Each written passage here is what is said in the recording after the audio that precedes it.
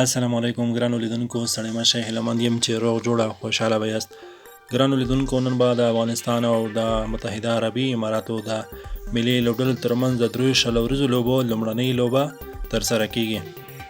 دا لوبه د ابوظبي په لوبغالي کې ترسره کیږي. په دغه لوبغالي د افغان لوبډلي او لوبغاړو ځینې مهمې کارکردګي او ریکارډونه له تاسو سره شریکوو، خو له هغې مخکې ویډیو در سره لایک او چینل سره سبسکرایب کړئ. بیا هم ستړي مه شئ ګرانو لیدونکو، د افغانستان او د متحرعربي اماراتو ترمنځ لومړنۍ لوبه نن ترسره کیږي. د ابوظبي په دې لوبغالي افغان لوبډلې 14 شل ورځې لوبې ترسره کړې چې 9 ګټلې او 4 بایللې.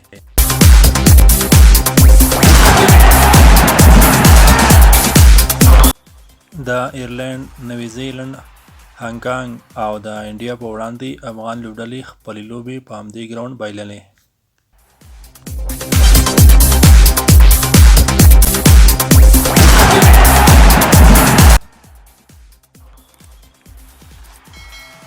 او د سکاټلند، زیمبابوې او همداشان د عربي اماراتو څخه یې لوبې په همدې ګراوند ګټلې.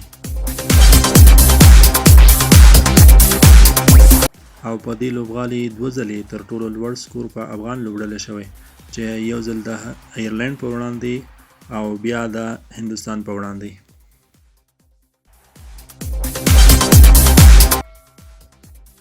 او د افغانستان له لوري تر ټولو ډېرې منډې په دې میدان اصغر افغان کړي او ډېرې ویکټ اخیستونکی بیا راشد خان دی. لیدونکو، دا وه زموږ نننۍ ویډیو د ابوظبي په لوبغالي او د افغان لوبډلې په ریکارډونو باندې. هیله ده چې ویډیو مو خوښه شوې وي، نو ویډیو در سره لایک او چینل در سره سبسکرایب کړئ. تر بیا د الله په امان، تاسو ټولو ته ښه وخت.